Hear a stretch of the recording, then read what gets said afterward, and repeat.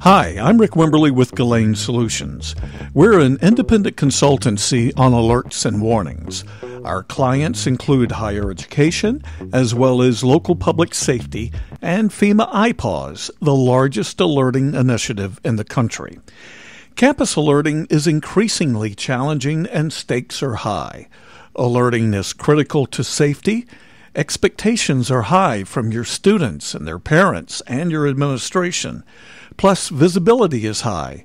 When things go wrong with alerting, people know about it. Your school's reputation can be hurt, and yours too. The challenges are intensified by the fact that individual communications preferences change rapidly. There are so many channels to consider. What about beacons, digital signs, email, building denunciation, giant voice or sirens, telephone, mobile apps, websites, radio and TV, social media, call boxes, and of course, mobile devices? Which one should you use? Well, as tough as it may seem, the answer is all of them. They all have their place, and not one of them is a silver bullet. Let's look at some of the positives and negatives. Social media, it's inexpensive and it's easy, and people certainly use it. But when you send an alert into the social media world, you have no idea whether people actually receive it. Giant voice and sirens, they do an excellent job getting people's attention as long as they're outside, but man, they're expensive. Email is good for sending lots of information, but trust me, I've heard, seriously, Dad, when I suggest my kids email me. Telephone notifications can work, they're addressable, you know who you are reaching, but how do you collect the phone numbers? And telephone notifications are cursed with the seriously, Dad factor too. Building denunciation does a good job reaching people when they're indoors, including in classrooms, but building denunciation is very expensive. Radio and TV. They can do a good job when people are listening to radio or watching TV, often at times of leisure, but you may not have fast enough access to radio or TV to deliver an alert in an emergency. Call boxes can be turned into handy alerting devices, especially for strategic spots on campus, but their coverage is limited to the immediate area.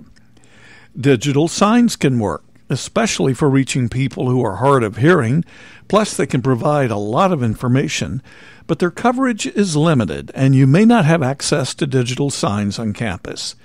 Your websites can be helpful. Generally, people know they can go to campus websites to get more information, but you can't wait for their next visit to get out an alert. Some schools are developing mobile apps for alerting. They can be good and are certainly versatile, but you've got to convince your community to download the apps. Campus beacons can be helpful. They work quite nicely outdoors, but all they can do is get people's attention that something is going on. No way to tell them what to do.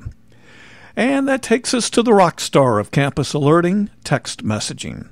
With texting, you can pretty much assume that your community is using it, but how do you collect the mobile device numbers?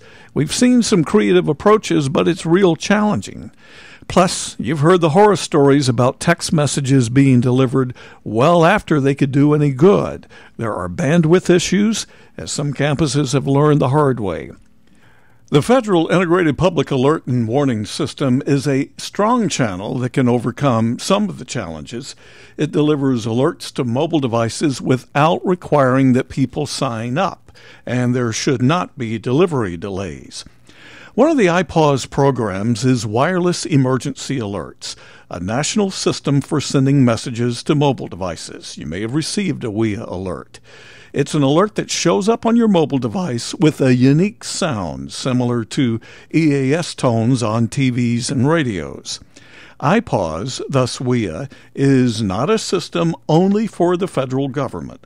Local authorities can send alerts through it too. Perhaps your campus can. IPAWS works like this. Alerting authorities send alerts through the IPAWS switch that FEMA maintains called IPAWS Open. The alerts are then picked up by alert disseminators like WEA or EES, which then send the alerts to public.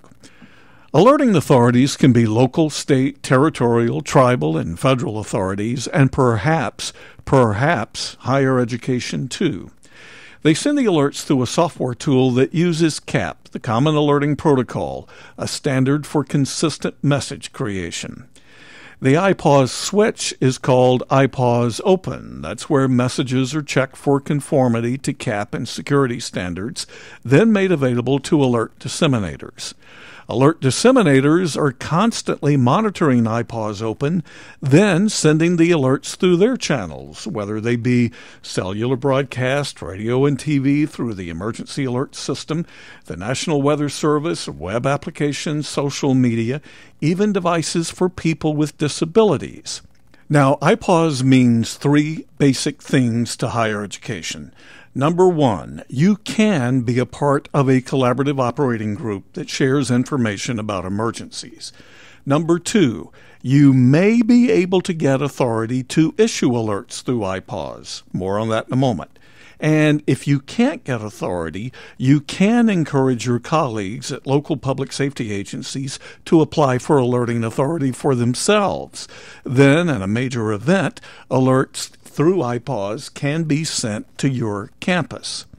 Now, there are several things that need to be done to become an alerting authority. First, for colleges, we strongly recommend that you check with your state EMA to find out if indeed they will approve universities or colleges as alerting authorities. Some states will, others won't.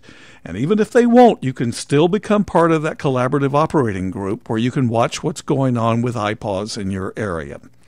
If you apply, you must identify the technology that you intend to use to send alerts through IPAWS. Then you submit an application with FEMA. It's very simple. Then go back to the state and get official sign-off from the state on your being an alerting authority. And finally, you've got to complete the Emergency Management Institute course, IPAWS 247. That's IPAWS 247. It's online, available at no charge, and it wouldn't hurt you to take the course regardless of your status. It will help you understand the program. Now, don't get me wrong. IPAWS is not a substitute for the other channels. It's a supplement. So how do you pull all of these channels together so that they can be activated quickly by what's likely to be busy small staffs? One of the concepts we've used with our clients is what we call an activation dashboard. It provides a single point for activating all of these channels. It's connected to what we call business rules notifications. Now, that's a concept that we believe has been largely overlooked by higher education, but one that can be very valuable. It allows you to target notifications to limited groups using all types of devices. Perhaps you'll use it for internal coordination, which is almost always a challenge on a campus. Plus, you can use business rules notifications for special groups, such as people with disabilities. Now, that's a lot to absorb, but we want to leave you with 5 keys to success. Number 1, there is no silver bullet for alerting. So you have to look at your notification channels as a system of systems and figure out ways to use lots of channels. Number 2, look at business rules notifications for special groups. You'll find that your management of emergencies will become much easier. Remember, number 3, it's not just technology that makes a successful alerting program. You've got to have smart operations. Outreach is critical. So is creativity. And you have to remember the human behavior considerations. You don't have the luxury of changing them. Number 4, go ahead and collaborate across various units at your school. You're going to need to. And finally, keep fresh. This is an evolving and maturing area. Now, we hope this information has been helpful, and there's more like this on our website at galainsolutions.com, and I must plug our services. We're an independent consultancy. We do not represent products. However, what we do is help our clients, number one, enhance safety. This is serious business. People's lives, safety, well-being, and your reputation depend upon successful alerting. We can help ensure you're on solid ground. We can help you navigate the maze. With so many alerting challenges, technology options, and vendor claims, the topic can be confusing, and we can help sort the wheat from the chaff. We can help you reach people with disabilities and language barriers. We have special expertise and experience to share. We can help you keep current. You will benefit from our unique perspective. Our livelihoods depend upon us staying on top of these things. You'll save resources. Our clients will tell you that our work has not only improved their alerting, but also saved their resources, both time and money.